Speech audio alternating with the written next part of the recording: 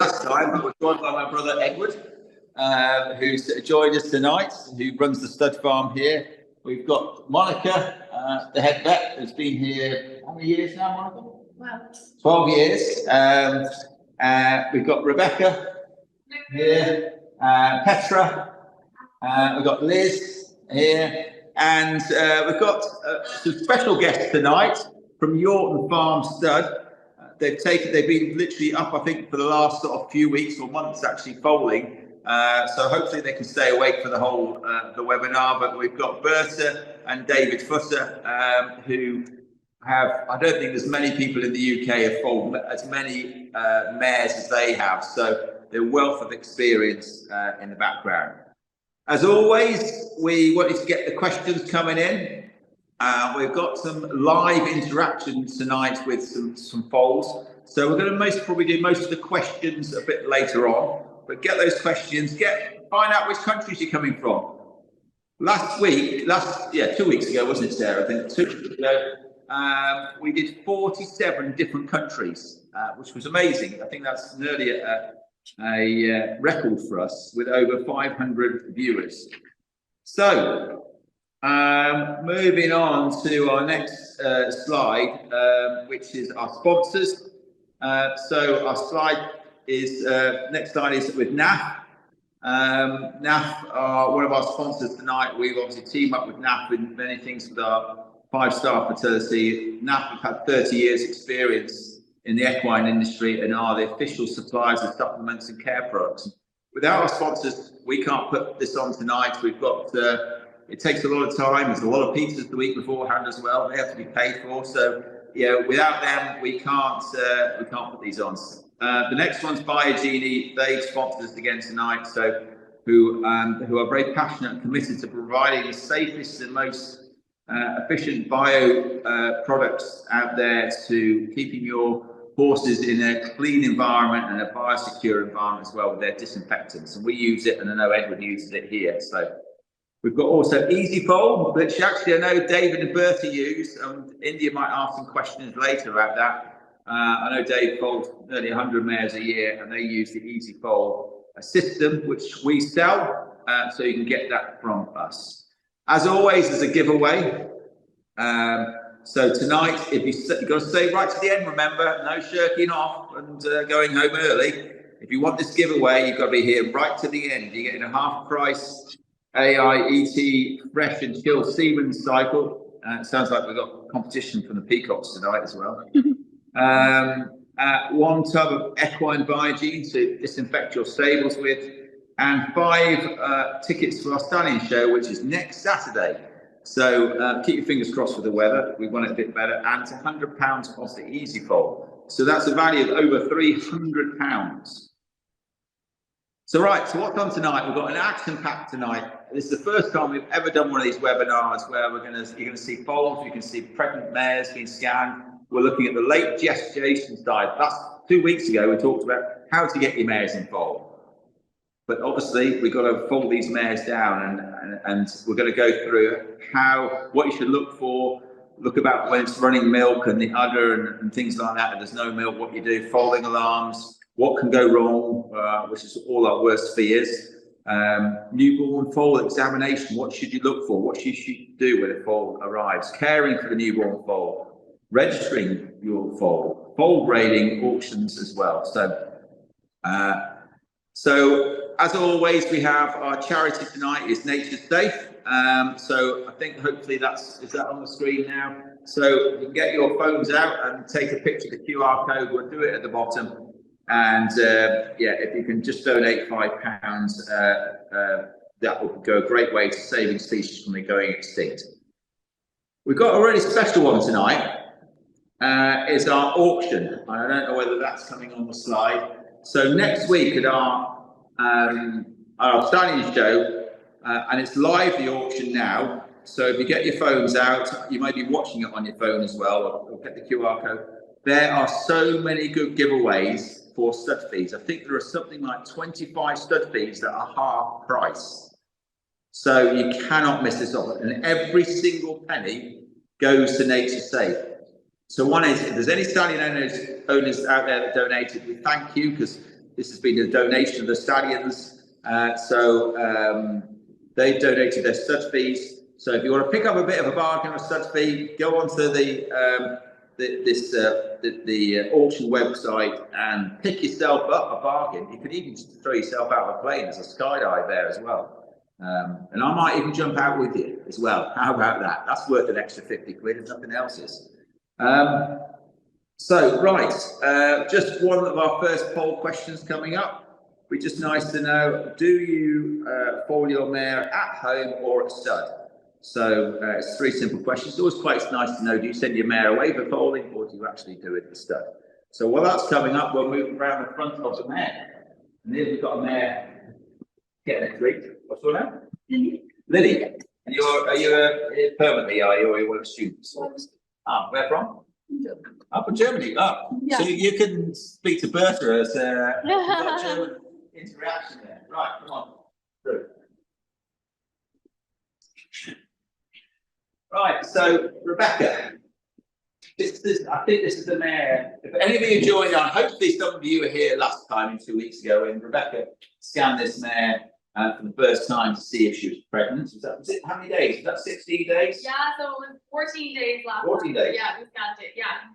And this was tell us a bit about this. It's a very special pregnancy, this. Yeah, this is a really special pregnancy for us at Twemlows, and we're very excited about it.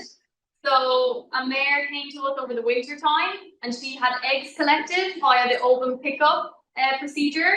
Then those eggs were sent to a lab that we work quite closely with in Italy called Aventia. They performed the ICSI procedure, so they injected the sperm into the egg, and they produced multiple embryos. And this is the first embryo from that donor mare, the mare that donated the eggs, that we've transferred into one of our recipients. This is one of our recipients here. And I wait until today to check if we have a heartbeat. So today she's 28 days, and we're going to have a look and see if we've got a heartbeat there. This is really exciting. So, so the first stage is, and Liz, just turning to you first. Sorry, put you on the spot here. How important is this second scan? You know, because obviously we saw the scan last time, we just saw a little black dot, didn't we? Yeah. So why should we have the second scan? Because surely, she's got a little black dot there, she should be fine, surely. No, I'd say you're not home and dry at that point, and it's definitely good to see that pregnancy progressing to the point where you can see a heartbeat on the scan. Just gives you that bit more reassurance that it's all going in the right direction. It's not so important in the ICSI mare, but because you only put one embryo in, but again, it's another chance to look for twins or anything which could have been missed earlier on. It's quite exciting too to see the heartbeat and seeing it develop. Right, so we have many questions coming yet, or people from countries? Yeah, we've got Namibia, Staffordshire, well. Yeah. North Yorkshire, Winchester, East Sussex, Lancashire, a very wet Scotland. Yes, well, it's a very wet Shropshire, I'll tell you that. But Ireland, no falling outside in Ireland tonight, they said. It's pretty wet. So, Rebecca, what you do now, obviously you're cleaning the mare out, is that right? So I need to take the poo out of the mare, the reproductive tract, so the uterus, and it's just beneath the rectum.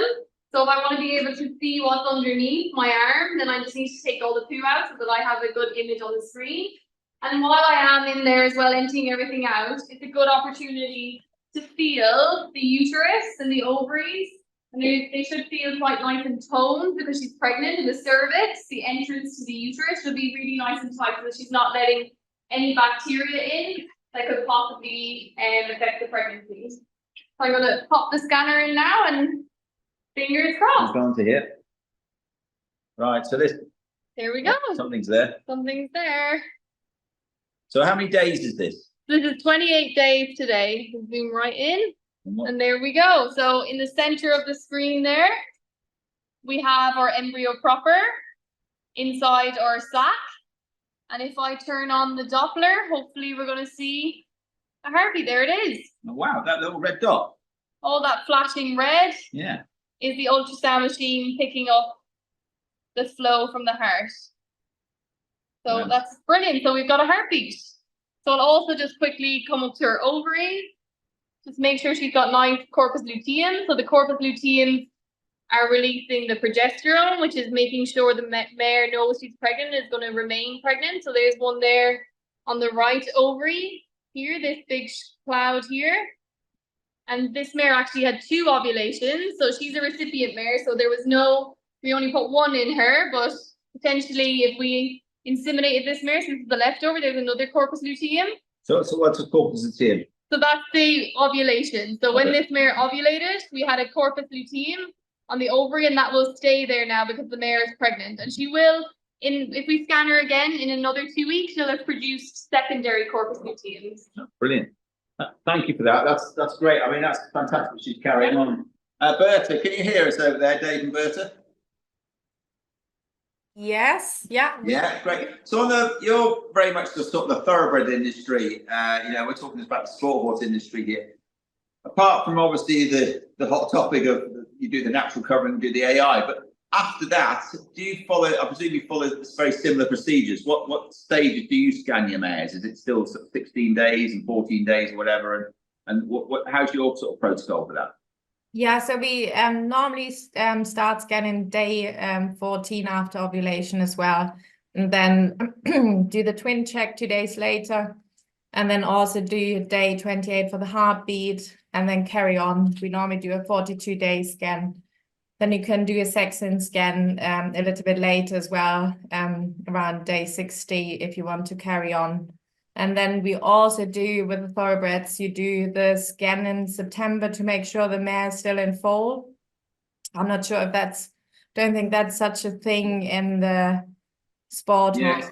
And is that because I know in you have the 1st of October terms? Is that right? I can't remember. I think with the Yes, thoroughbred. yeah, it's the 1st of October term. So we will invoice for the nomination on 1st of October. So the mare owners will make sure the mares they are still in full before they pay the stud fee.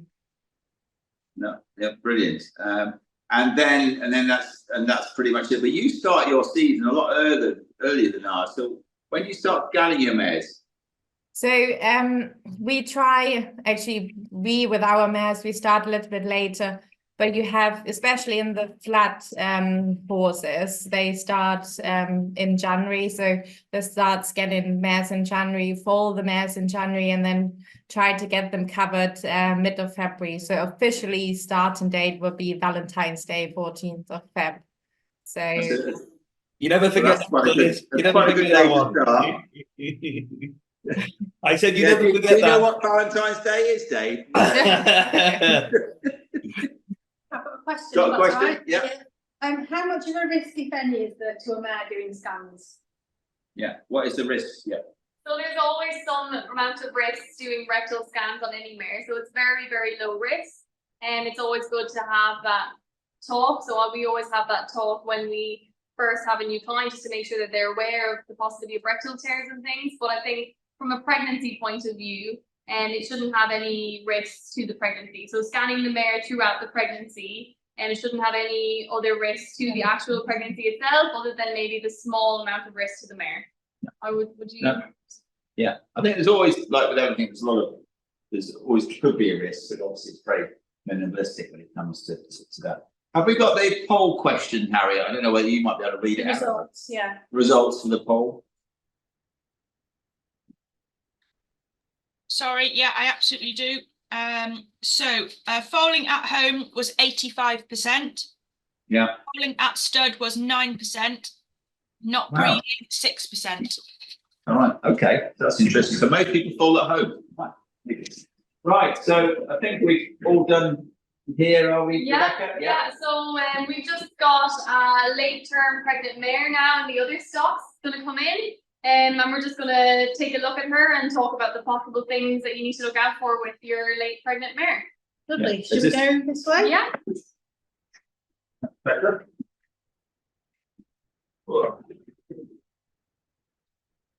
Right, so also this doubles up what we didn't mention before. This is Edward's embryo transfer stocks, isn't it? Yes, it is. So Yeah. 2 sets of stocks. So this is where he does all his embryo transfer. It's a lot warmer in here.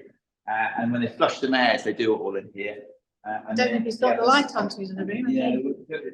Oh yeah, look in here. Have a look in here. So we've got all these special microscopes so we can see them, and they do where they can search for all the embryos. So they literally flush the mare, look under there, see if they can find an embryo, and then they will do the transfer back into a recipient. But that's I think we spoke a bit about that last week. So that's all done in this room, especially heated.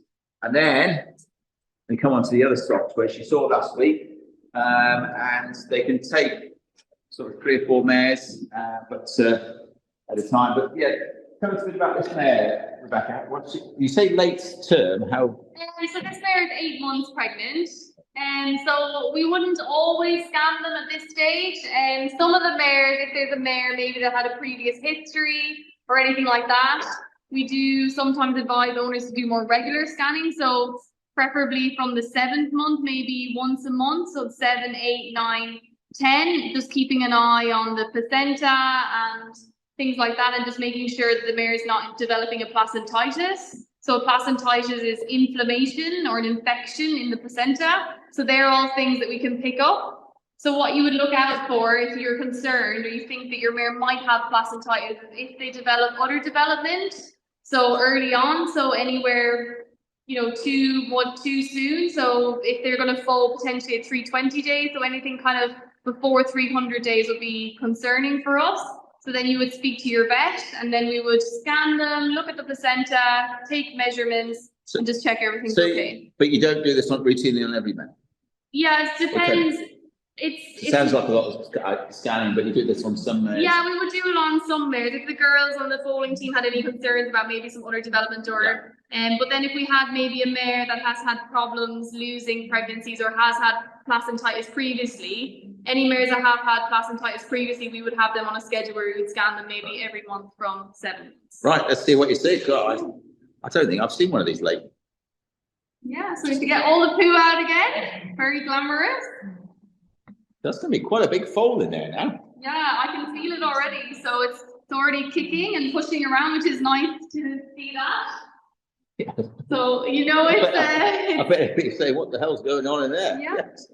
The other thing that you might, another reason to have your mare scanned late pregnancy is if you're nervous about the positioning. So if you want to make sure that your foal is in cranial position so that the head is coming out first, and so it's not breech, so with the tail coming out first, then they tend to not move, they shouldn't move.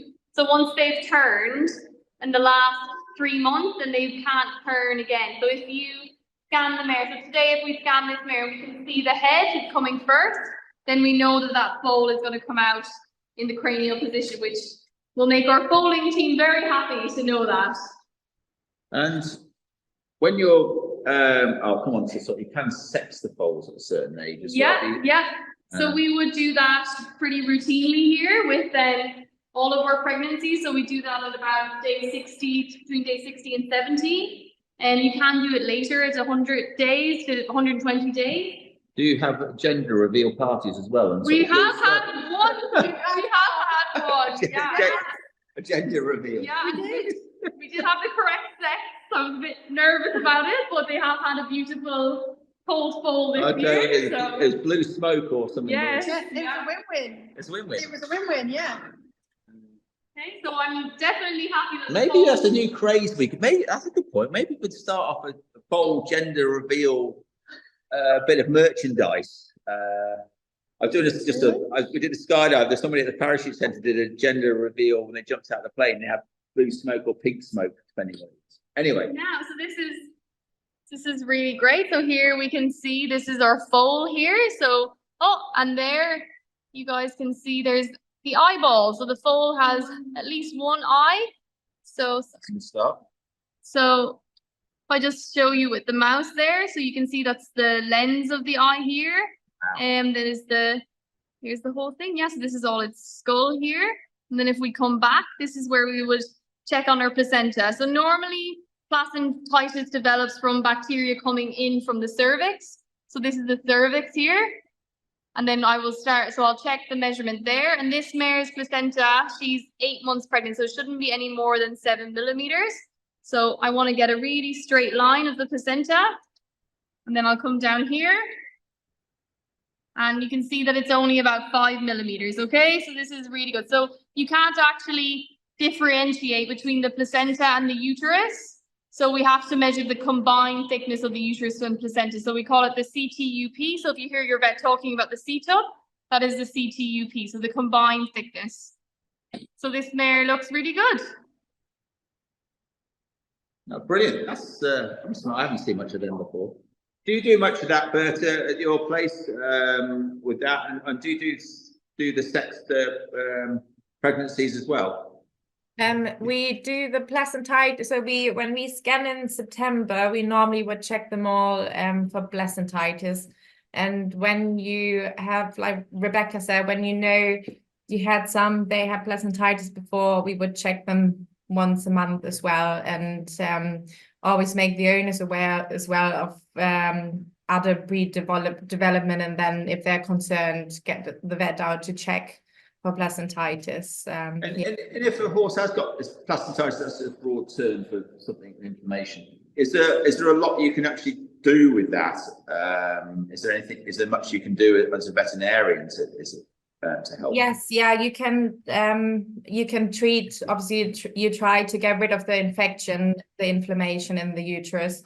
So depending how bad it is, you actually have quite good success in starting to treat the placentitis, but sometimes you can catch it quite late, and then it's a little bit hit and miss, depending how late in the pregnancy the mare is as well. So you try to keep the foal in as long as possible. As Rebecca said, everything before 320 days of pregnancy is always high risk that the foal is premature and unfortunately won't survive. So you try to keep the foal inside the uterus as long as possible. And sorry, I don't, because I don't even know these answers to these. So, what sort of percentage of mares suffer from placentitis? Is there a certain percentage? I think it would be quite low. So it would be definitely below the 10% mark anyway. I wouldn't know the exact figure. Is there any, sorry, I'm genuinely interested. Is there any outwardly signs? Because obviously I know when you're scanning away, and obviously for the mare owner back at home who's obviously not scanning the mares, but is there anything in the mare that will show you that there could be an issue? So it's really important if you have a pregnant mare at home that you're checking her udder, so her mammary development, where the milk develops, every day. You should be really familiar with your mare's udder. So any premature udder development, so if the udder is getting bigger or distending too early, then that's definitely something to have a call with your vet about, okay? And any discharge from the vagina, so you should be lifting the tail and checking all the time. The mare has poor conformation, vaginal conformation, like we were talking about 2 weeks ago. So if there's a tilt in the vagina and the mare possibly then could be letting in more dirt, those mares are more high risk for placentitis. So that's why we do the Caslix procedure. We need to talk about that. Maybe we'll talk about the Caslix down next. I know this mare she needs her bed. Yeah. So do I as well, but anyway, she needs to go. Go on, Yeah, while you're walking then, we've got a few questions coming in asking, do you do external scans as well, or? Yeah. Do you do it external let's carry on walking now. You can do. Often you need a different probe that goes through the abdomen, but that can be useful sometimes if you can't find the head. With the rectal scan, sometimes you can put the scanner on the belly and find it that way. Just extra, not what you want to find, but if you know it's coming back, then you might make a different plan for following and treat that mare as a high risk mare. You can also look at the fetal heart rate to see that the foal's not in any distress by measuring its heart rate.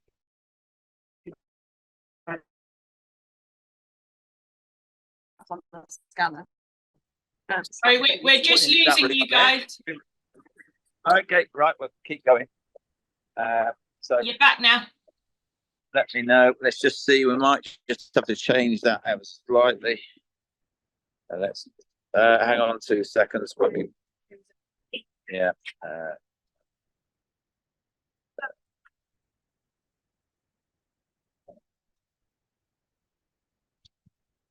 Maybe first we could just keep talking. Yeah. Hello.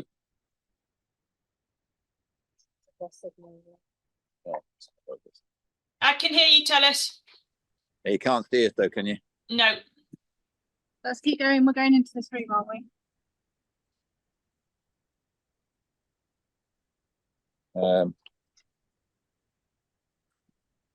Bear with us. Yeah. Oh, I just lost signal there. Where is the Zoom? Is that better? Yeah, you're back. Thank you. So we're back online. Well, that was a scary moment. Thought we lost you all for a second. So you can hear us okay, can you, Harriet? Yeah, all good. All good. Right. So this is the foaling alley, I think it's called. Is that right, Petra? Yeah. There's an array of bits of equipment here. I'm dying to know what this is. Yeah. I think we're gonna have to be Is quick it- because you keep freezing. Oh, right. Okay. It might be my phone though. Right. Okay. And so what goes on in here, Rebecca? So this is all the preparation for the polling. When the polling team is ready, they are watching the mares who are going to poll and they are close to the polling. And whenever they need to do, they can assist to the polling. What we are kind of we are happy to use is our polling kit, where we have everything what we need to do, from scissors to gloves and tail bandages. So if anyone would be interested, you are happy to contact our office and get some of us. Then also, what if things would go wrong, we have our resuscitation kit. So we can help the foal if the dyssocia would happen and the foal would need a I've little done bit with that push. I did the 10K run at Whitchurch. I needed a bit of oxygen the other day. We also have an oxygen cylinder, so if we would need to get a little bit support with the oxygen. And then also we have some tools for the further support if we need to do any supplements or getting milk of the other. What's our very, how to say, tool which we are using daily? It's this sugar refractometer bricks. And when we will put a drop of the colostrum, close it, have a look against the light, and it will give us such a number. If the number is more than 21, that means that the colostrum is very good quality, so it's very good for the foal. So we are measuring after all. We are measuring every mare post-foaling to be sure that they get everything. And this bit of kit here? Okay, this is our IgG machine, which I will be talking about it a little bit later. We need a blood of the foal, so we are measuring the passive transfer of immunity of the foal, and it can give us a number. We always want to have a number more than 800 or 8 grams, and that means that the immunity of the foal will be okay. And Dave, Berta, can you hear us okay? Yes, sorry, yeah, we can hear you. Because I know you, obviously this IgG is a such an important part. We hear about it all the time. Do you do bloods off every single one of your foals that are born? Yes, yeah, we always we do actually use the refractometer as well to check the colostrum quality of every mare. And if the colostrum quality is not good enough, so below the 21%, we try always to have frozen colostrum ready from other mares who have got very good colostrum and plenty of good colostrum, so that we can support the foal where the mother hasn't got enough good colostrum to give them the best start. And then we would also take about 24 hours after foaling, we would use exactly the same IgG machine as you guys, just to measure the IgG. So this reads 2,696, so it's very good. Is that for the one from last night? Yeah, that will be the foal we will be checking. How quickly do you do that after? They obviously got to drink the colostrum and it's got to get into the system. Yeah. So how quickly? So the higher absorption, it's around 6 hours. And after 6 hours, it's decreasing very quickly. So anything more than 16 hours, then you don't have so much chance. So we are measuring around the 18 hours post-foaling. And you do this routinely? Routinely, every fall. Yeah. And Liz, because obviously you do this, if it's low, what do you do then? Because don't you take some plasma or something and do a fusion, is that right? Yeah, at that stage, your only option is to supply the foal with the immunoglobulins, i.e. the plasma that you can buy. It's harvested from geldings and it's very rich in all the immunoglobulins they need. So that's a little catheter in the vein, and then we run it in slowly at first to make sure there's no reactions, and then it doesn't take too long at all once you get going.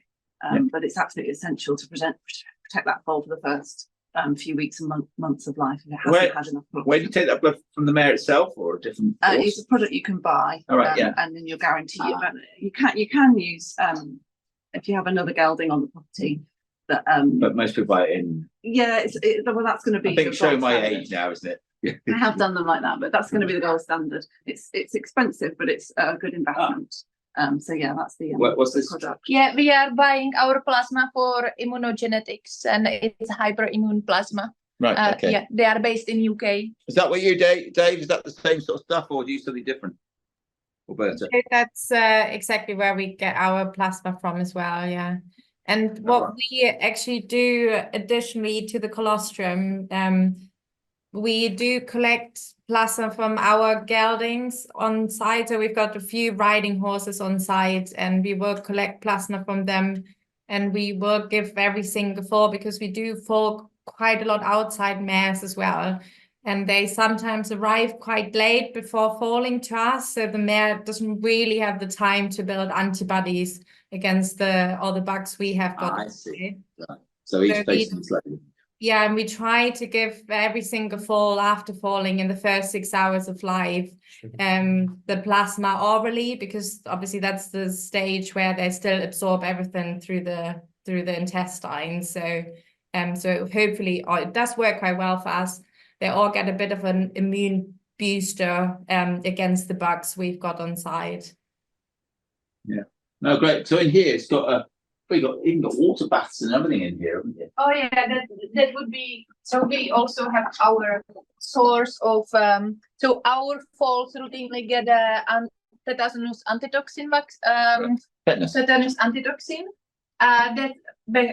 Also, you can boost it when you have vaccination of mares prior falling. But no. What are these? These part of the I falling think process? that's a boost for the falling team. I was fixed to the phone, lots of sugar. I was going to say, I was hidden around the corner. All right, so yeah, so you've got all this other bits, and this, a lot of stuff hopefully you won't use, but it's shared just in case. Because I'm right in saying I've done a lot in the bovine world, and calving cows can go on for hours and hours, but with horses, it's all very quick and. Yes, the stage two, stage 2 labor needs to be up to 30 minutes. So since the water break, up to the 30 minutes, the foal needs to be born. So it's very, very quick. Is this Edward's jobs list on here? Get the disinfectant pump going. And if you're not too sure, we have a diagram here of actually how it's hopefully should happen one way or another. So no, that's excellent. No, brilliant. So that's all goes on in here. Is there anything else that we need to see before we go into the placenta, or have you shown us everything here? What I would like to show you, it's something what we like to do. It's a testing of mares prior the falling of the pH strips. So if the mare is running any discharge, we will do a little drop on a strip, and you can see that this strip is very blue. So the pH it's quite high. So where do you get this discharge from? From the other. From the other, yeah. And compared to this strip, this one is getting a little bit lower, kind of 6.75, 6.5. And from the experience is, so the mare, the more closer the mare is to falling, she will change the pH to low. So this mare will probably fall within 12 to 24 hours. Oh, this is the folding kit that you do? No, this That's is not- only this pH is- strip. You can buy this pH strip in any pharmacy or online. Right. Yeah. It just helps us kind of really pinpoint when the night might be, but we also then use the magnet falling alarm, so the stitching ones in the vagina, and we also have people watching them through the night. And right, what is this for? For telling Edward to do his job. And so we think, as I was saying earlier about being familiar with your mare's udder, it's really important that before the foal comes out, that the mare's used to you feeling and touching, because you don't want your foal to come out.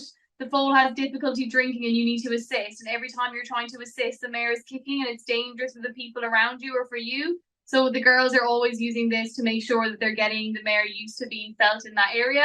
And it just reduces the risk of anyone getting kicked. Very good.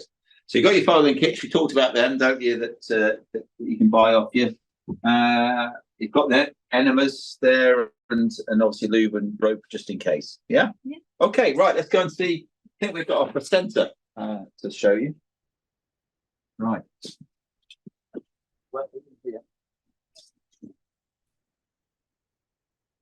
Right. I hope you're not in the middle of having your tea now or your supper.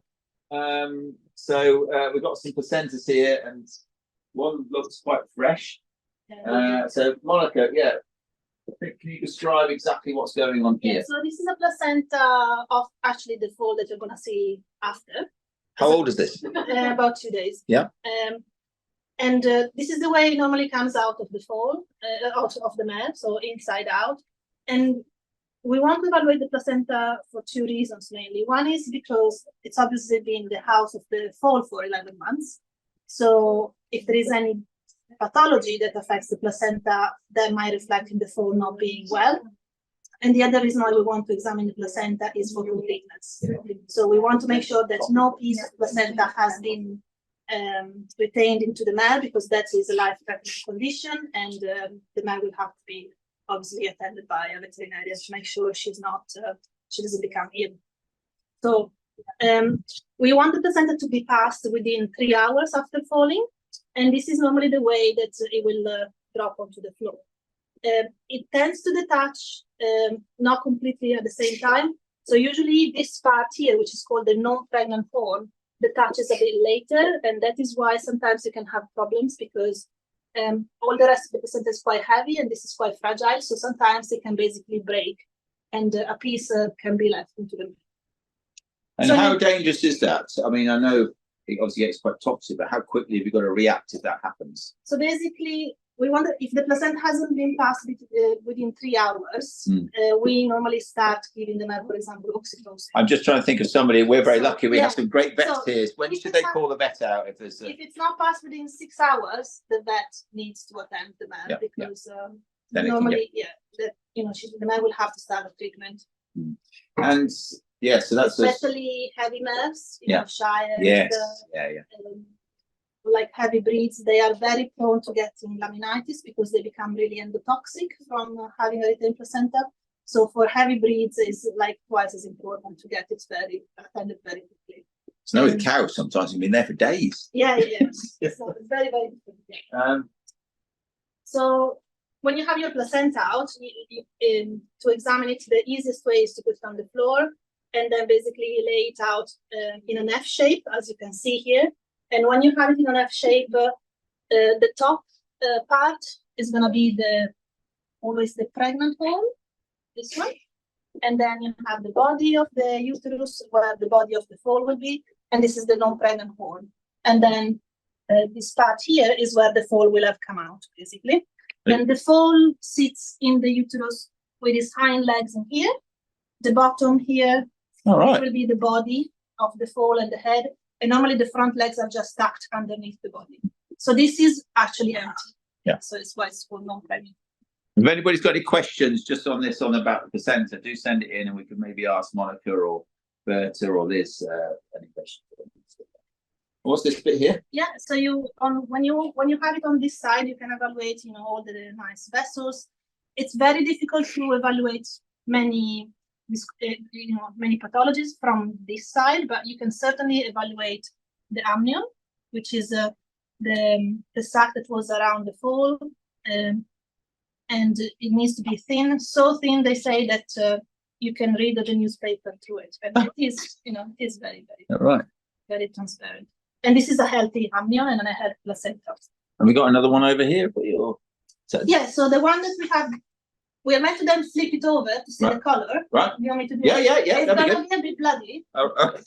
Yeah. For the people, I'm just saying. No, I think hopefully these. So once we have evaluated the one side, we want to make sure we also evaluate the other side. So the side that we saw before is the most internal side, and what we're gonna see now is the outermost side. So it's like when you get it, it's inside out. Yeah, when you get normally it is. Like it comes out of the uterus like a sock, inside out. I've got a question actually. Can the placenta be passed in more than one piece? Potentially, I guess, but then you have to make sure that you have all the pieces. All the bits together. And it's not that easy to match them up. most Yeah, of the it's time. like a jigsaw that you've got to try and Yeah, put together. yeah. Oh, I So- see. So you put the bag back inside because that's where the fold was. So this would have been the part that was Attached. in contact with the uterus, and it needs to be this nice red homogeneous color. And if you see any discoloration, especially in this area, you saw the placenta before with Rebecca. Yeah. And this is the part that we saw on ultrasound. Okay, so if we had placentitis, we would probably see a discoloration of this part with sort of like a line here. And let's say that that mare wasn't scanned, so we didn't know she had placentitis. If we see anything like that, then we will make sure that the foal gets special care, because obviously it might get sick. Sometimes they may not look sick when they come out, but they will get sick very quickly sometimes. Yeah. So yeah, you look at this side, then you flip it over, look at the other side. And then you want to make sure that you check for the completeness. So normally the part that is going to be retained is the tip of the horn, is of the non-pregnant horn. It's very unusual that a part of the body, for example, gets retained. Yeah. And if mares have got distortions, often it comes out all shredded, but then generally you wouldn't have like this part retained. Yeah. And so you have Right. on this Yeah. placenta here, for example, you can see that this is the non-pregnant horn, and there is Oh, right. a piece that came Tip off, came for off. example, the tip of the non-pregnant horn, and we would have got the placenta out, seen that there was a piece missing, and then basically try to find Because that little bit there that's left in there can be fatal. in theory. Yes, it's basically there is no difference between having this and having a whole placenta. Yeah, so a tiny little bit can be. Yeah. A very easy way for the people to make sure that the placenta is intact is to, for example, let's go and see, this one is a bit nicer. You can stick a hose pipe in here, then open your water, and then if you feel that That's you a have really good idea. if you have no leakage, it's Right. it's full, basically. You just have to be careful when you pick it up if you're picking it up with a fork. But if you have a tiny little hole, obviously it's not going to be. If that was a Shire's placenta, it might take a bit to fill up. Yeah. We had the Shire Horse Society with us actually today, and so we showed them all about the new technologies for that. So no, that's great. Well, thank you, Monica, for that. And Berta, is there anything you would like to add on to that? Do you do this very similar thing at your place? Check the placenta because you do getting on for 100 mares, so obviously you're seeing these every single night. But is there any other checks on the we'll go on to the foal in a minute, but on the placenta side? No, we actually do exactly the same check. So we normally know about the placentitis mare, so we don't foal them in our normal foaling unit. So we've got a placentitis foaling unit. So, but it's always obviously interesting to see the difference, especially for the foaling staff who hasn't seen it before. And then we always would check as well if it's complete or if it's not complete. I think I'm not sure, sorry, Monica, if you mentioned sometimes when the mare gets up quite quickly after foaling, the amnion bag just tears. So you don't really have the weight to pull the placenta out. So it always helps to tie something to the placenta part sticking out of the vagina. So often just an empty milk bottle, 2-liter bottle or something like this, and then the weight will pull it gently out. So that's something we would do if that happens. I mean, that's a good point. You would normally tie up once the mare has foaled, there is always going to be, well, if it tears, obviously it's a problem, but there is always going to be a bit of an excess of membranes coming out to the mare's back end, and we normally tie that onto itself, or either with a baling twine or something, just to make sure that it doesn't drag on the floor, basically, and the mare doesn't step on it, because that could also tear the placenta before it actually is ready to pass completely. We've got one question that's come in. It was saying it was about the horn, wasn't it? Yeah, it was just asking, is the horn the part that's near the ovaries?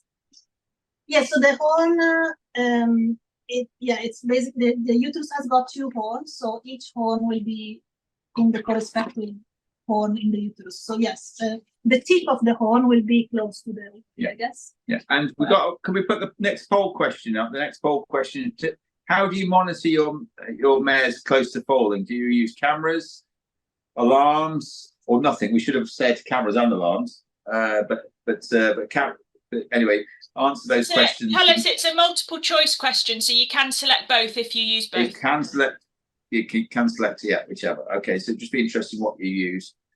Or do you just put matchsticks in your eyes and watch it all the time? That's the other one we should have put on there. Liz, is there anything else you wanted to add on to? Because you're Eden Equine Veterinary Centre. I don't know whether you actually fold many down there, but you're mostly at the end of the phone. You're that person that's saying, "Come on, I'm panicking, I can't get the fold out," or the percentage. You're usually mostly going out to these places, is that right? Yeah, we do. We follow about 10 to 12 mares in our place each year, so it's hard to do both. But we're definitely on the end of the phone for our clients. We put the mare in foal, we try and follow them through the pregnancy and make sure they're at least very, very ready for foaling at home. And I think the most important thing is to have a plan. In addition to all the bits and bobs you can have in your foaling kit, just so they've got a plan for if things aren't going as expected.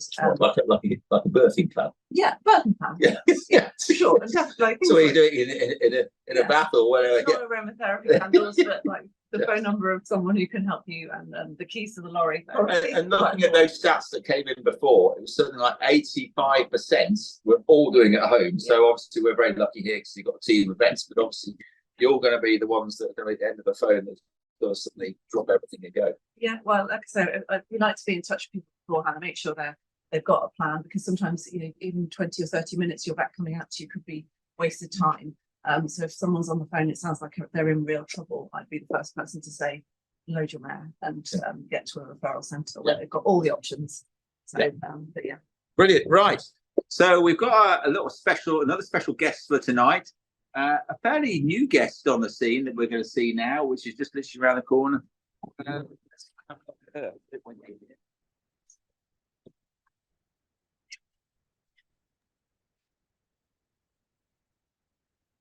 So this foal was bought. When was this foal born? 2 days. This foal is 2 days old. And will she move around a bit so we can have a quick look at it? Or is she a bit protected? I think we will get there in a second. Yeah, if okay. it's okay. Yeah, that's fine. Yeah. So on the foaling, she was obviously foaled down the other night. And when a foal is born, what's the procedure? So generally, if all the foaling is fine and even it's happening over the night, the foaling team at Swemlos is very experienced. So us as a vets don't need to come. If they need help, they will wake us up. So in the morning when I will arrive, I will ask the foaling team how the foaling went, if everything was okay, if any assistance was needed, how was the timing when the foal was born, how long it took to get up, how long it took to get on sack, and if meconium, which is the first poo, was passed, and if it's urinating. To get the first poo out, it's very important. So our foals are generally receiving one ready-to-use fleet enema. And with the urination, it takes a little while. Generally, they will take 6 to 8 hours to do the first weeing. What I would like to show you... Oh, She got down. Tired. It's hard work being a foal. Before I will pay attention to the foal, I will pay a little bit attention, or I will give a little bit attention to the mare. So in case the mare had a little bit tough falling, I will check that there are no injuries. And also, in case she was Catholic before and the Catholic needs to be open prior to falling, I will plan when to restitch her. And if it's possible, we are trying to restitch them as soon as possible, because we don't want any bacteria to get to the uterus, especially if you want to breed them back again. And then I will go to the foal. I'm not sure if we will go around the head. Okay. I'll leave you to it. Generally, I am waiting. I am a little bit observing in the beginning. I am checking how they kind of interact between themselves, how the mare is behaving to the foal, and if they are generally happy together. And also, I am trying to see if they are not showing any sign of discomfort. And yeah, and then I will check the foal from head to toe.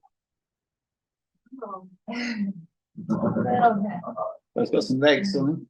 Him or her? It's boy. Boy. A little foal. Oh, we're just going the Okay. other way.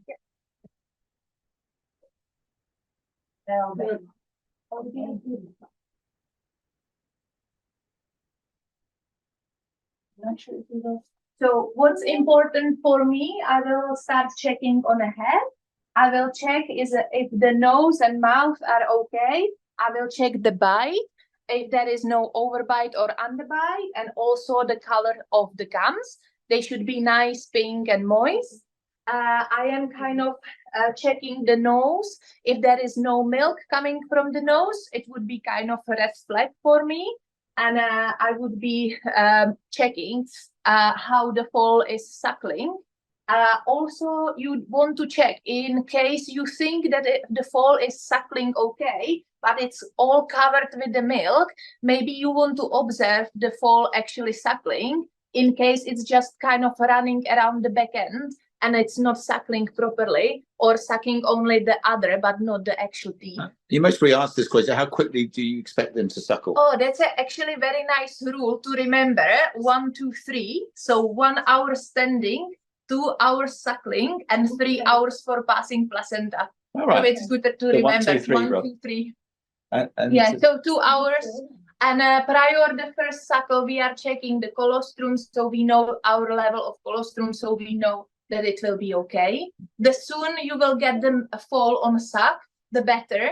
I would be worried if you are struggling and the fall is a little bit tired. I think around 4 hours or 3 or 4 hours, it may be too much tired. So I would call the vet out. We would milk the mare, pass a nasogastric tube, put some colostrum directly into the stomach. Then the foal will get the energy and maybe then will get up and go on suck straight ahead.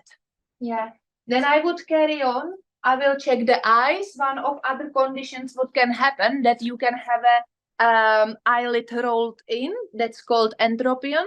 The eyelid would be scratching on the cornea and can cause damage to the eye. So it needs to be checked. And then I will carry on. I would check the chest that there are no any rib fractures and any kind of damages. Sometimes they can have a little bit bruising, especially if the falling was very tight. Then I would listen the heart, the chest, and the guts that everything is working okay. And then I would pay attention on the navel, on the umbilicus. I'm not sure if we will be able to see. If it's possible, I am always using a gloves or a very clean hand. Also, I am not trying to touch the stump. We are treating our umbilicus with a disinfection dip. I will kind of check the umbilical area around. If there is no swelling, heat, and also umbilical hernia. That would be basically problem of closing the abdominal wall and hernia in the thigh area, which is the inguinal hernia. And also in the end, I am watching how the foal is looking, how is the kind of, how are the limbs, and if it's kind of looking good for the age of the gestation. This foal is slightly lax, so that it has a laxity of flexor tendon. That's why this foal was staying in the box, but in few days it will get better and start going out to the field. Oh, very good. He wants the milk bar. Mummy. Yeah.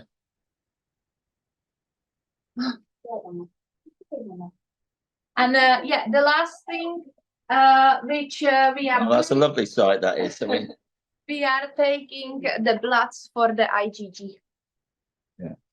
and do you watch them gulp when they're drinking? Is it important to count the gulps or anything? Because obviously, Yeah, you can go from the other side to actually see that he's swallowing. That's a very, very good thing. and Yeah. looking at the teats to see if they're shiny as well, because obviously that's a Yeah. sign. Yeah. Yeah, they are shiny and kind of flat. Yeah. Yeah, Maybe if you have a maiden mare, sometimes people are worried that the maiden mare will not have enough milk. Yeah. If the foal is getting on suck usually they have enough milk, and within few days the other will get bigger. Yeah, no, right. And with the scours that these get, they tend to, is that something normally happens with foals, isn't it? But Yes, is there yeah. a point when you should be worried? Or? So the first poo is the meconium, which is quite kind of a little balls within a little bit liquid poo. So it can take almost whole, like it should go out through very quickly, but sometimes it can take even 12 hours to actually pass everything through. And then the first milky poo is kind of like a yellowish or light brown. I love what you said. Milky poo. The problem is sometimes if they are, because it's kind of pasty, Yeah. if they are swinging the tail, they can get very dirty. So what our foaling team is doing, they are cleaning them and putting a little bit of oil, so it's basically easier to get them clean. But you're quite given an enema now and again, or do you always do an enema? Yeah. Before they will, when they are born, we are giving them regularly one enema just to help them to pass the meconium. Yeah. Right. And also what we are doing, we are measuring temperature of the foal and of the mare regularly in the beginning twice daily. It's very good thing, so you know that your foal is okay. Right, I think we better leave her to it. And we'll if we turn whichever We way. go this way, yeah.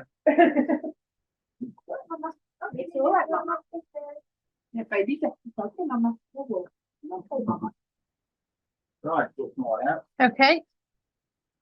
So just before we go out, come out, Berta, can you hear us?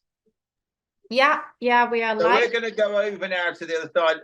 I think the viewers would love, I think hopefully India's over there now, but I know you give them a bit of milk when they're born, and I think it'd be really good while we wander over, just your foaling procedure and what you do out there, that's all right. So if you can just explain what you do at Yorton Farm, really, you know, just before foaling, during foaling, and sort of when the foal is born and what you look for, is that okay? Yeah, no problem at all. Right, okay, we're going to head off. So I'll leave you with Berta in India. And so Berta, yeah, if you can just explain to the audience out there, that'd be great. No Is it, problem. so Berta, so how many foals would you say you foal at Yorton in your stud season? So we normally fall around 100, sometimes a bit less, sometimes a bit more. So yeah, 100 is the figure. And how do you foal your mares? Do you have no cameras and just staff, or staff, cameras, alarms? How do you kind of do that over there? So we've got everything. So we've got cameras, we've got falling alarms, and we've got people on watch all the time. So 24/7. We would have the cameras on, and we've got the easy fall alarm system. So it's a bit different to the stitching alarms Twemlows are using. You just have got the little sensor, you bandage the tail of the mare, and which is not so invasive, which makes it a lot easier to handle. And the alarm will go to a foaling phone, and the foaling phone will be constantly with someone 24/7 as well. And then obviously I've got someone constantly looking at the cameras as well. So we've got like a pretty safe system, but they still always try to catch you out anyway. And what made you pick Easy Foal? Obviously we sell it here. We love that this falling alarm. We think it's one of the best out there. What kind of made, you know, Yorton Stud pick that alarm and trust that alarm? Yeah. I think I passed the question on to Dave. Well, yeah, I first saw it when I was over in France, and for 2 years over there, it come onto the market. And because I'm always forever, you're asking questions and taking videos when you're there and trying to learn and pick the brains of different people. And everyone I spoke to was saying that this is fantastic. I mean, it doesn't give you the warning of a 20-minute. We always used to use the sweat alarms, which could go off when you had to alter when if it was a hot night or a cold night, and these go off and give you probably about 10 minutes, you know, around that sort of 10 to 12 minutes with the alarm. And everyone I spoke to when I was going around France where it was developed and where it was trialed, and all the foaling places just said, these never fail, these are great. So Berta spoke to the lady who owns a company over there. We trialed it over last year. we had great success, and hence, hence why we use them now. And we have about 12 units now, or whatever they're called, on the tails. And we trust them immensely. Yeah. Oh, perfect. And what tips and tricks have you learned over the years of foaling? You know, obviously you foaled a lot of mares over many years. What kind of tips and tricks have you learned over these years? So what we actually do a little bit different. I'm not sure if that's, I think it's the thoroughbred world do a lot more with the foaling itself and the aftercare of the foaling. I'm not sure if it, from my experience, I think the thoroughbreds are so prone to die so quickly. And I think that's why normally the owners or the studs would do quite a lot to make sure the foals have got the best start in life. So the one difference is we would always feed bottle our foals. So obviously you've got a few, they're very sharp, they're up in 20 minutes and they're literally straight on suck.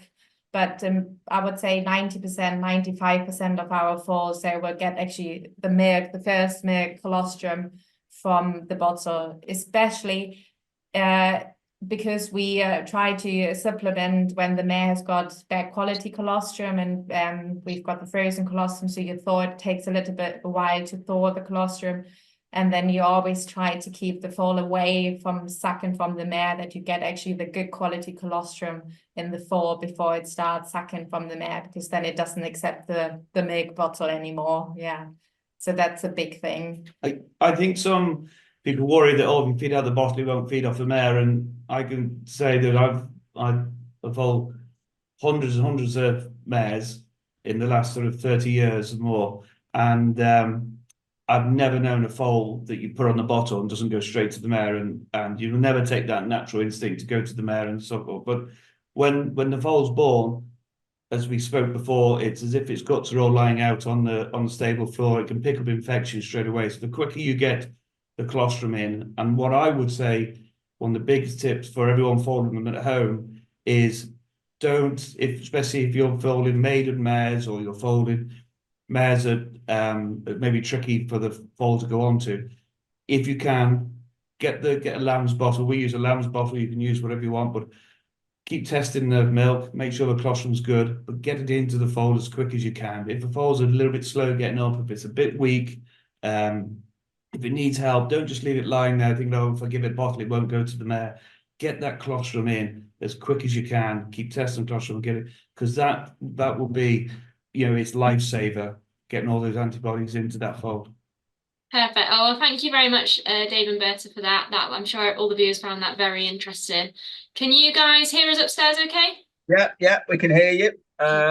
So thanks very much, Dave, for that, and Berta. I've known you, Dave, for I think forever, and the amount of mares you fold surpasses most people in the country. So there's nothing you don't know to a certain degree on that. There's lots I don't know. I'm still learning. I'm just thinking about seeing back at Twemlow's there, when many moons ago, Tullis, when I was living in the bungalow that you and Sarah live in now, and your dad used to call me to fold any difficult mares, and it's frightening me how long ago that is and how old you and I are, because I had a lot more hair then. You had a lot more hair, yeah, and I was a lot slimmer. But we, and seeing the way Twemlow's has developed and what Edward and his team have done there is absolutely amazing. I'm very envious of it, and I'm very proud of what Edward and the guys have done. It's been quite phenomenal. There used to be one just little folio box out the back, and what's happened over the last sort of 20 years is great. No, well, thank you, Dave, and. I really appreciate your input, because it really is brilliant on that side. And we're just about to do the sort of questions that are coming in. We've got so many questions. Just before we do that, the poll question, have we got any answers on that one, Harriet, for cameras and alarms and that side of things? Yeah, of course. So foaling with cameras, 78%. Foaling with alarms, 22%. Foaling with nothing, 20%. Well, India, 20%, so you've got about 80% now to self-following answer. Yeah, so you got No pressure. tap into there. So that's an interest. I thought there'd be more people on the phone alarms actually, but shows the camera. I mean, the cameras are good, obviously. We've got to still stay awake for them. We've got another question, I think, was do you get a vet out to check your foals? So in other words, do you automatically get a vet out? It's just a yes or no question really for that. And I think that most probably goes down to a lot of experience, how much experience you've got, I would have thought. Panel discussion, so caring for your foal and limb conformation and so on. So, oh, Sarah's gone, is she? On that side of it. So really on the foaling side, we've gone through how you check a foal. There's certain other things that can happen to foals. I remember like these dummy foals and things like that. Does anybody want to pick up on dummy foals and how? Because I know we read a bit about that, and that's when they don't find the teats so well and things like that, isn't it? Yeah, so the other term for this is fetal maladjustment syndrome. You hear lots of different terms for dummy foal. Basically, they think that the main reason is that maybe the foal didn't get enough oxygen to the brain when they were born, and that can be because maybe the foal was taken out very quickly and there wasn't as much pressure on the chest when the foal was coming out. That's why sometimes you'll hear about the mannequin squeeze. So when they actually squeeze the foal with some ropes to kind of mimic the same thing that would be done when the foal is coming out through the pelvic canal. And those foals can range. So there can be very extreme forms of dummy foal, but you can also have some foals that maybe struggle a little bit just to find the teeth for a little while, but with a bit of encouragement, do very well. So don't ever panic if you hear someone say that they've had a dummy foal or that your foal is a dummy foal, because there's a very big variance between very mild symptoms to very severe symptoms, and whether they need to be hospitalized, it can be very variable. And with the vaccinations, the EHV vaccinations, have we touched about that tonight? I don't think we have we? Because, I mean, again, it's quite good for my books. I don't know much about this. Talk about stallions all day, mares I don't. So is it quite important to have these mares vaccinated, Monica, beforehand? Is that something they should do, or? I think it would be advisable, if possible. The vaccine works if you do it correctly, and especially the reason why you do it mainly is to prevent abortion stones. So if you have more than one mare pregnant, especially, it is quite important, I believe, that you do it. Obviously, if you have one mare only on a yard, is the vaccine going to prevent it 100%? No, it's not, because the vaccine we have for herpes doesn't protect 100%. Unfortunately, it would be amazing, but it doesn't. Yeah. So it is a good, a good tool to have. So advisable, in if my opinion is possible. And Harriet, have we got the answers? We've got 4 vets here and another one at the end of the thing. And answer our poll question: should we get the vet out, or not? Do you get the vet out or not? What's the answer to that? So yes to getting the vet out, 62%, and no was 38%. Right. Okay. On that one, Sarah, questions? Yeah. We've got 1 or 2 questions, haven't we? We've got quite a few. Yes. Just not 2. Lots coming in about red bag. Actually. We mentioned red bag.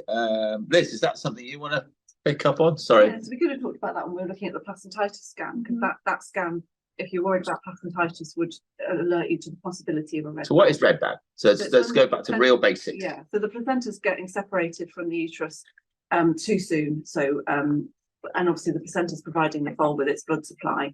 So if that's being presented first at the vulva during birth, the birth process, then your foal's going to be deprived of oxygen. So that's an emergency. And at that stage, when you're at that stage, you just need to cut the placenta open. And what would you see? So how do you know it's a red bag? I mean, I suppose the title gives it away slightly. Yeah. But yeah. So a red velvety looking bag, really looking out through. Instead of that thin membrane that we were talking about. Often you'll see a leg. When you see the membrane, the leg would burst through everything. That's how the foal should be presented, either in the white bag or a bit of foal sticking out. But if you've got a red bag, then that's an absolute emergency. But with the late pregnancy monitoring scans, if we pick something up before we're worried about placentitis, then you could be on very high alert for that and be ready, because placentitis would be a higher risk for a red bag delivery. And you've got to react very quickly to a Very red bag. quickly, cut the bag and deliver the foal Right. as quickly Okay. as you possibly can. And then, like I say, if you know that was coming or you were high risk for that, then being somewhere where you've got oxygen and all the things to support the foal in the immediate period after birth would really help its chances. Yeah, so great. Sarah? Okay, is there such a thing as milk coma? Milk coma?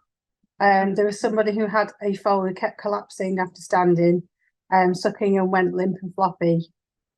And they No, were told it was milk coma. no, I haven't heard that one. I think the foal would probably need a full examination by a veterinary surgeon on that one to definitely understand what was going on there. Yeah. And with the red bag, is that the only time that you actually, when the foal's being born, you see it? Are there any other symptoms that the mare might give you an inclination there's something beforehand? Yeah, the thickness of the placenta on those late pregnancy monitoring scans would alert you to the fact that you could guess. You might not. I mean, when we're scanning like that, you're only seeing a tiny bit of the placenta. Yeah. So you could still have a red bag even if your scans were normal. But certainly, if we did pick up something on a scan, it would put you on high alert of a red bag. Okay. I've got somebody else who says they always find that colt foals are slower to start suckling. Is that common? Bertha, maybe want to throw this over to you. Is there a differentiation between colt foals and filly foals that start suckling, or is that just a fallacy? Well, Bertha's actually not here at the moment, but I would say definitely that the male species is very much slower than the female species. But definitely every time, nearly all the fillies always jump up and there straight away. But the colts are, but we find we sometimes the both of you can have a filly foal jump up quick or a colt foal. I mean, it depends on what they are. We've all seen them. We've all foaled enough to know that you could get the one that as soon as it's come out, by the time you turn around, sorted things out, it's stood up and it's ready to suck. But the Bertha is far more intelligent than me, is just sitting back down. So she'll answer that question now to us. What was the question? Sorry. Oh, do filly foals tend to get up quicker and the colt foals are a bit lazy and a bit slower at getting up to drink? It's one question that's come in. I would say, but like Dave said, the colt, you will have some very sharp calls. They're pretty quick on feed and on sack as well. But probably all in all, I would say the fillies are a little bit quicker. Yeah. I thought Bertha might say. Yeah. And I don't know, maybe I'm wrong, but I remember years ago they always say the colt foals to pass the meconium was always more difficult. Is that that is the case? So that's not just that is real. Yeah. Pelvis is narrower. Right. Okay. So it takes a bit more to push through. Sarah? Okay, yeah. What would you advise if your mare shows signs of mastitis prior to foaling, and would it affect the milk quality? It wouldn't be very common for a mare to have mastitis before foaling. I guess it probably will affect the colostrum and all that. I think we just talk about the pH measurements, and all of those measurements will be affected. I mean, obviously, if it's confirmed that she's got mastitis, she's going to have to be treated. But then, I guess I'd probably try to find an alternative source of colostrum for that foal. I mean, it depends also when it's happening. If it's happening when she's 6 months in foal, or if it's happening the month before she's due to foal. So. I've got somebody asking if things are going wrong and you've called the vet, what should they be doing in the meantime while they're waiting for the vet to arrive? I suppose that depends on the situation. As it could be where if it's stopped getting out or where it is, yeah. And when these mares, I remember Dave, once you were saying of a mare, you're struggling to foal a mare. I think you're right. Do they foal much better when they're standing up than lying down? It's easier to move them around. Is that right, Dave? Yeah, well, I mean, everyone has their own ways, but often if you can get the mare up and get her that she lies back down again in a different position, it can help the movement of the foal. And then also, if we haven't really spoken this evening about bad scenarios, the difficult scenarios of getting foals out of mares, But if you're in that situation, you got legs back, different things. If you can get the mare up, it just gives you more room to move the foal about inside, than when she's lying down. Well, that's what we found anyway, you know. Yeah, because when things go wrong, obviously they go wrong fairly quickly and people start panicking. And I think time always seems to be going much slower maybe than it actually is sometimes. And it's because people will think, how long do we have to wait? I know it's, you know, that the mare's foaling is that time period. When do I jump in and actually start pulling on that foal? Yeah. I would say that ourselves, you don't want to interfere too much, but when the water bursts around the fall, you know, and the mare drops down to us, if you just pop your head in, and we always feel better if you feel although you never 100% you got the right 2 feet, but if you do feel 2 feet in the head, you're nearly in the right place. I mean, you can always have a scenario where one's a front foot and one's a back foot, you know, but if you can actually feel two feet, 2 legs, head, rather than just sitting waiting, nothing's coming, you've got 2 legs back and the mare's further into the process of it. You know, that sort of making sure everything's sitting in the right place early on will help you long term when you're doing lots and lots of mares. Thank you for that. Go on. Can I just suggest, maybe when you are expecting mare to fall, I would advise to kind of think the plan if things will go wrong. So do not be worried to put a hand in just to explore the situation. We hold courses for breeders, and we just had the course in March. And basically the first step is just to think that in something is happening, you will go in and kind of assess the situation. That will give you much more information, and maybe just to palpate the leg, maybe it's just a little bit flex, so you will find a hoof, bring it closer, and it will be, that's it. And it will help to not be worried and go and assess the situation. One of the questions was, do you give false tetanus this time? Yes. Yeah. That's an automatic. Yeah, we don't. If we vaccinated the mare, we try and vaccinate the mare 4 to 6 weeks before she's due. Obviously, most mares then wait another 4 weeks, and your vaccine's not going to work anymore. But if you've managed to get that vaccine in the last 4 weeks of foaling, and then the foal gets good colostrum, they're probably going to have some cover on. We have a population of mares which they are mixing, and sometimes their history is a little bit unsure. So we will cover them with the tetanus antitoxin. And can you keep pregnant mares with geldings and things like that? Is that because you hear sometimes people say you shouldn't do, and some people say it's not a problem. I mean, can that be an issue sometimes? It shouldn't be a problem. No. It comes back a little bit to the EHV. Yeah. Because that population of geldings in this country probably isn't vaccinated for EHV. So in addition to the vaccine, then management's really important in managing EHV. So keeping your unvaccinated horses away from your late pregnant mares would be important. But the fact that they're geldings doesn't matter at all. And young stock, especially away from pregnant. Yeah, yeah. And preparing that mare for foaling, how early on do you tend to put the foaling alarm on? And that's maybe that's a question for you, Indy. But you tend to want to put it on sort of a couple of weeks before. Yeah, so the easy foal is 14 days before. Right. Okay. Yeah. Is there any more? We've got a lady who's asking, should she save back colostrum and freeze it for future use if she ever needed it? Or it's difficult to do unless you know your mare's producing good quality colostrum and a lot of it, plenty for the foal she's about to have. Enough to spare, really. You've probably got mares in your herd that you know are going to give you a lot. I think from the question is not clear if she's got one mare. I mean, you can't really keep it more than a year, maximum 2. So if she's planning to keep the colostrum of the same mare for like several years, it's not going to work. And if mares obviously had a castellix, I presume you've got to remove those castellix at some point. And if they're really castellix down, I presume you've got to. Do you have to open the mare up slightly so that foal can come out? Because obviously, so it's really important to open the mare up before foaling.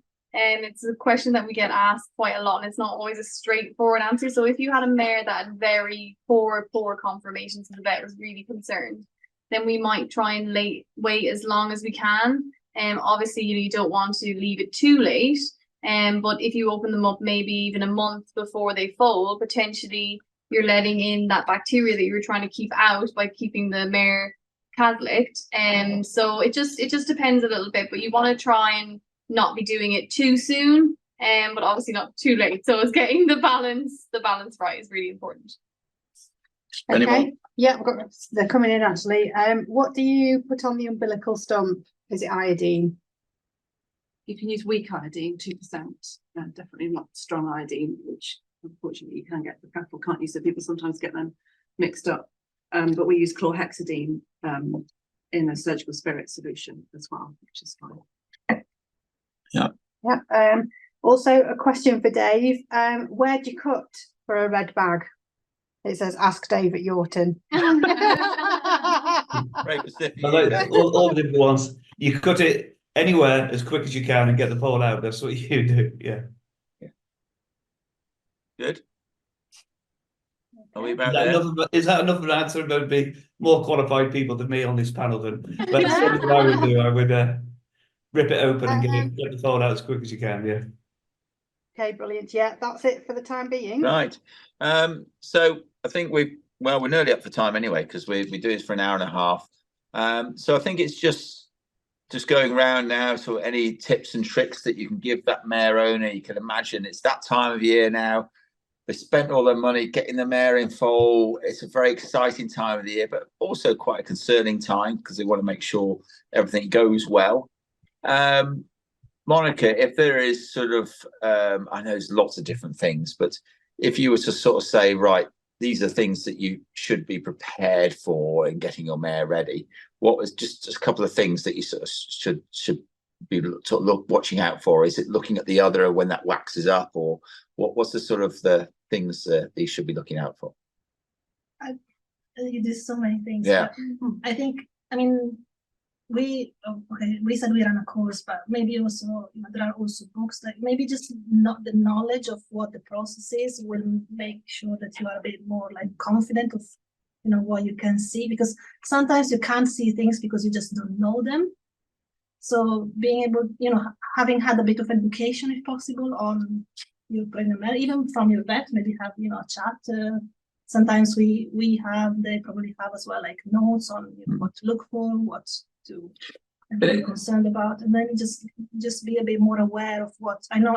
It isn't like I can't think of one. No, I know it is difficult one tip, but there's lots of different things. But you were talking about, we were joking, well, not joking, but we said about birthing plans. If a mare has a difficult foaling 1 year, does that mean she's going to be fair to generate the following year? She can have or is that just unlucky? Yeah, I think if the foal is just badly presented, that could be just bad luck, and it's not necessarily going to happen again. But some of the things like placentitis and red bag will follow a mare through a history sometimes. So yeah, history is really important. Got another question quickly. Also, we've got somebody who's had a mare who's had to have the ovary removed. Should they attempt to try and get her in foal, or do you not tend to go for things like that? She's still got one ovary. One ovary, yeah. The other ovary is fine. She'll be fine. Yeah, that's fine. Yeah, carry on. Yeah. What do you put in your foaling kit? Oh, as a large source of things. I think from the basics, there are scissors to cut the red bag. There is always also umbilical clamp and a little tie in case. So the umbilicus should break itself. There is a point from the nature where the umbilicus will break. That's a good point, because somebody mentioned that before. How long do you leave the umbilical cord? Because some people, I heard something the other day, you leave it on quite a long time, or no, when they will start moving, either the mare will get up or the foal will start moving. Usually the umbilicus will break naturally in that point. Yeah. In case there is a little bit more excessive bleeding, usually with a clean hand or a gloved hand, we would just hold for a few minutes and it should stop. If the bleeding is excessive, that's why in our foaling kit there is the clamp or the tie. If this would happen, I would advise to call the vet for the checkup for sure, because the umbilicus is kind of open doors for an infection. There we have a tail bandage or wet wrap. So when our mares are falling, we would wrap the tail just to tail not be in the way. Also, we have a bin bag for the placenta. So we like to keep the placenta to be looked on with the vet coming. sorts of gloves if I will need to touch or have a look to examine.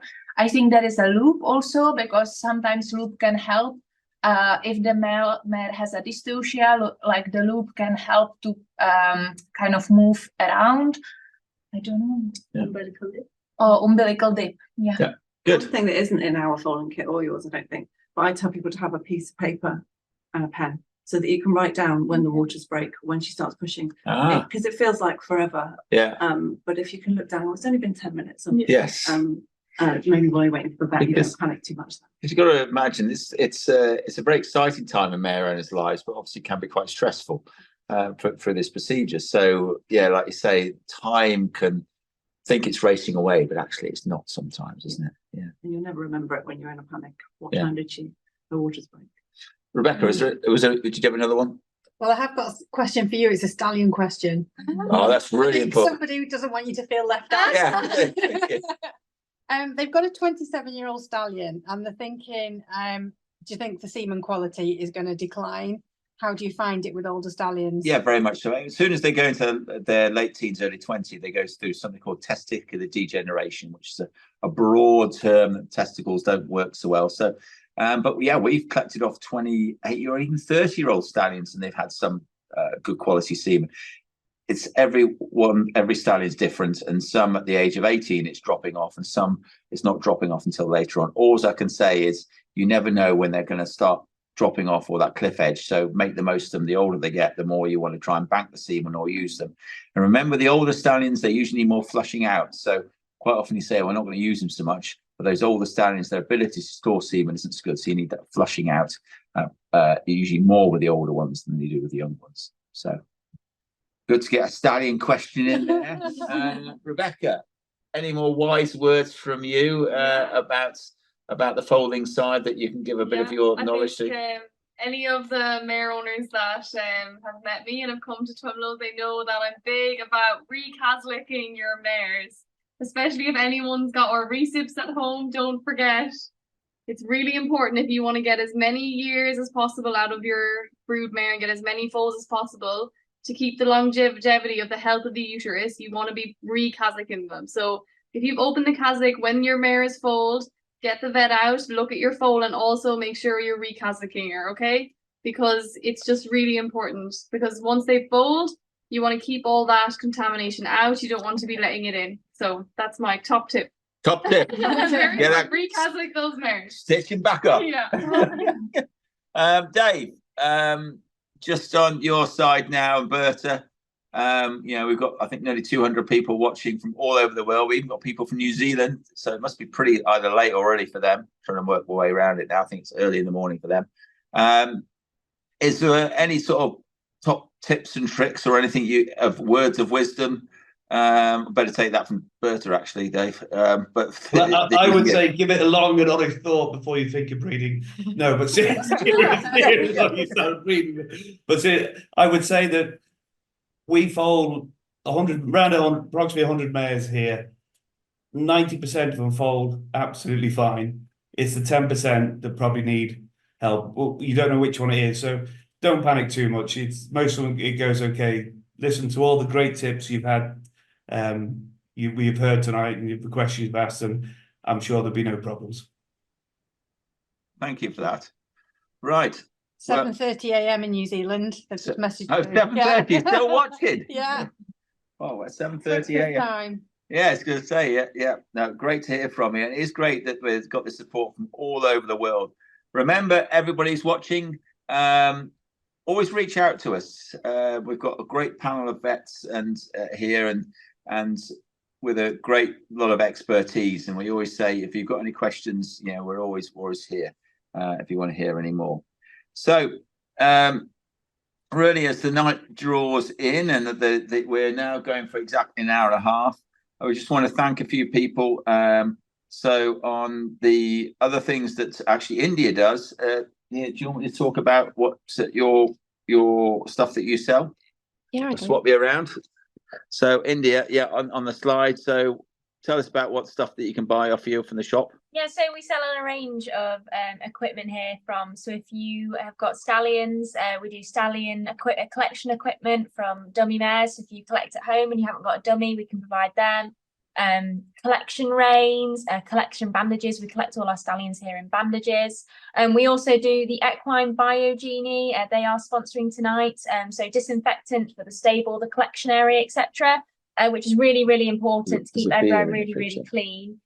Also with foaling as well, it's really important after you fold your mare to completely empty your stable out and completely disinfect it really, really well. So that biogenie is really good for that. We also have the ice firm as well. So again, if you collect off your stallion at home, it's basically a mobile CASA system. So basically it'll tell you all about the semen quality. So it's like a microscope and an iPad. And then obviously lastly, we've got the Easy Foal, which is a really exciting new product that, like we've mentioned, Yorton Farm use, and they absolutely love it. And it's selling really, really quickly. So if you're wanting one, please do get in touch because it's a really, really good and worthy foaling alarm. Thank you, India. Brilliant. Right. Rebecca, back to you very quickly. Is there a cap on how many times you can do a tablet?